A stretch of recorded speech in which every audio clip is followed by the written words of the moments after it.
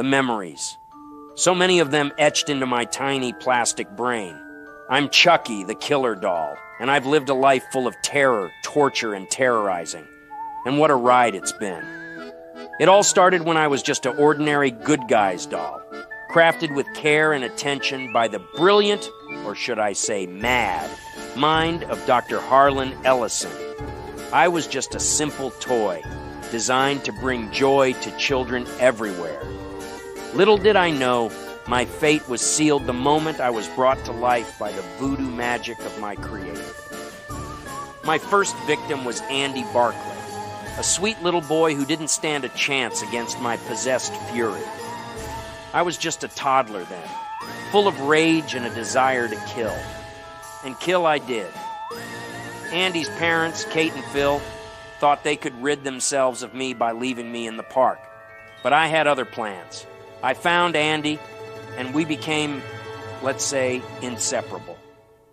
Those early years were a blur of murder, mayhem, and may I say, a bit of fun.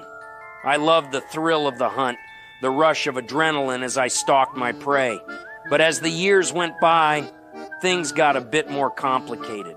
Andy grew up, and I didn't exactly age in the classical sense. I just got better at what I did. My next victim was a lovely young woman named Karen Barkley, Andy's mother. She thought she could outsmart me, hide me away, but I always find a way.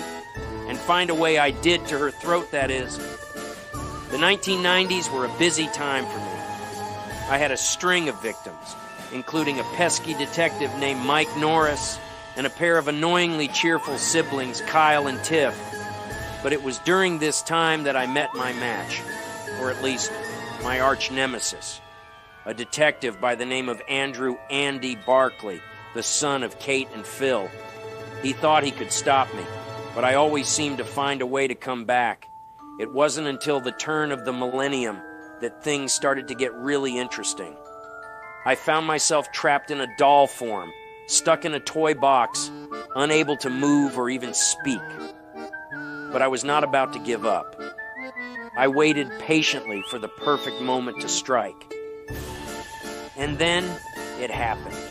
A young woman named Tiffany, a fellow good guy's doll, was brought to life by the same voodoo magic that had animated me all those years ago. We met in a toy store, and let's just say it was love at first sight. Well, more like love at first murder. We bonded over our shared experiences as killer dolls and decided to join forces. Tiffany and I wreaked havoc on the world, taking down anyone who dared to get in our way. We were unstoppable, a force to be reckoned with. And then we had a child, a little doll named Glenn, who inherited our unique abilities. But our happy little family was short-lived.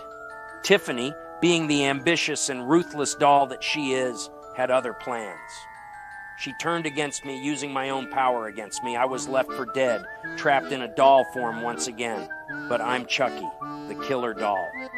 I don't stay down for long.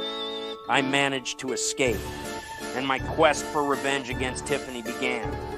We had an epic battle, with spells and curses flying back and forth. But in the end, I emerged victorious. Tiffany was defeated, and I was left to pick up the pieces.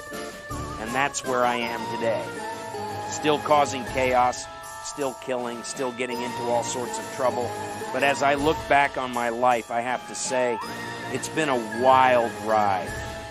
From Andy to Tiffany and all the victims in between, I've lived a life full of terror and excitement.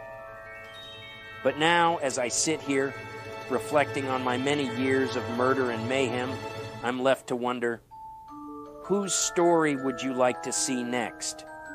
Andy's, perhaps. He's been dealing with the trauma of being a child who had to deal with a killer doll for years. Maybe his story is next? Or perhaps it's Glenn, our little doll son, who's grown up with a desire to follow in his parents' footsteps. He's got a lot to learn, but I'm confident he'll make a great killer doll one day.